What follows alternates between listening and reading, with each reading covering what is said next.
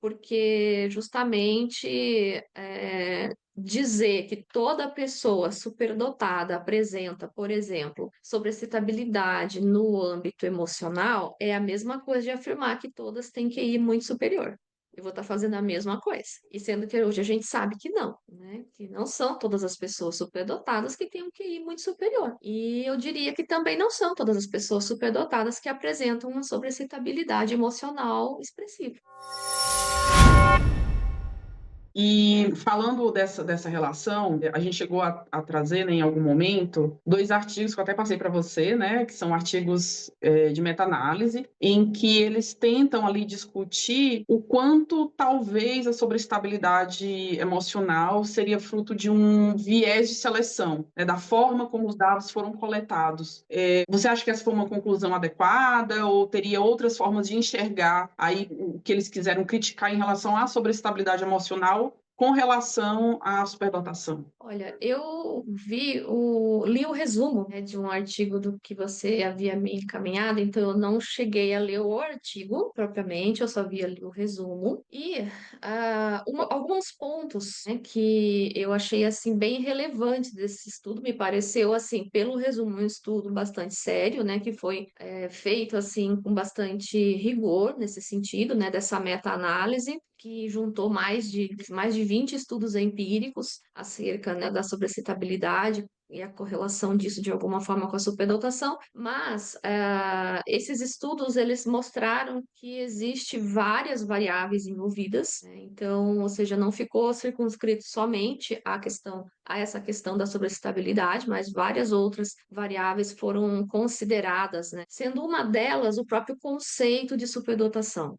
Eu acho que esse é um ponto importante desse estudo, né? Porque uma das coisas ali que foi levantada no resumo e que para mim faz muito sentido, é algo que eu venho observando também nos estudos assim em geral, né, da superdotação, é que a gente se depara com uma questão muito central, que é como nós definimos a superdotação, porque não tem uma definição única, né? Tem várias. E conforme a maneira como nós definimos a superdotação, isso vai influenciar em tudo depois, inclusive na questão da própria percepção das pessoas e de pesquisadores sobre o que investigam. Então, nesse sentido, eu acho que esse é um ponto bem, assim, bem forte desse estudo de ter sinalizado para isso. E uma outra coisa também que eu considero que é muito, assim, foi muito valioso, né, ali do que aparece no resumo, é que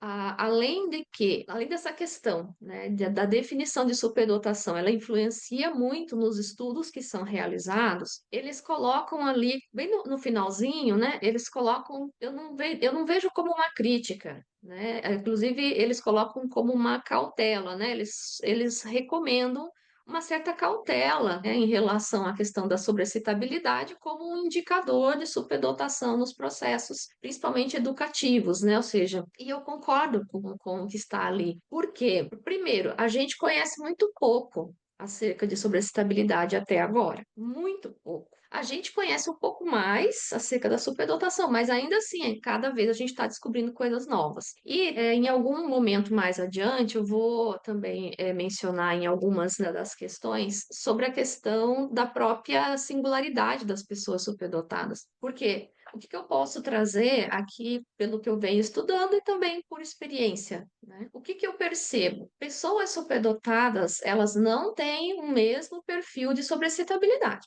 De modo algum, o perfil muda de pessoa para pessoa. Então, nesse sentido, que eu considero que, de fato, a gente precisa de uma cautela quando vai pensar em ampliar isso para um público maior. A gente precisa estudar mais a respeito, porque as pessoas são diferentes. Então, eu não posso utilizar como um parâmetro único e muito menos um parâmetro como se fosse uma certeza absoluta que toda pessoa superdotada vai apresentar sobre excitabilidade emocional. Eu digo que não é toda que apresenta por experiência própria. A grande parte, a maioria, apresenta expressiva, mas tem pessoas que vão apresentar com baixa expressão. Então, por isso eu digo que eu considero que essa recomendação, né, que foi colocada ao final desse estudo faz sentido, porque eles não estão dizendo que não exista a sobrecitabilidade ou que ela não seja um elemento do desenvolvimento das pessoas superdotadas,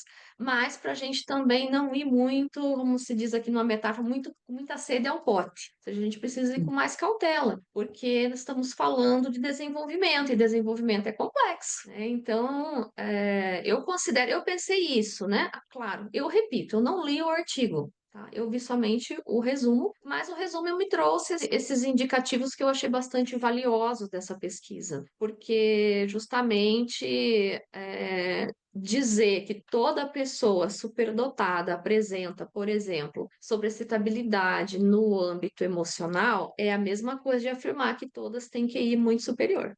Eu vou estar fazendo a mesma coisa. E sendo que hoje a gente sabe que não, né? Que não são todas as pessoas superdotadas que têm um QI muito superior. E eu diria que também não são todas as pessoas superdotadas que apresentam uma sobrecitabilidade emocional expressiva. Uhum. Então, eu penso isso por hora, aqui dentro do que eu tenho até o momento de Sim. estudo na área e também de experiência.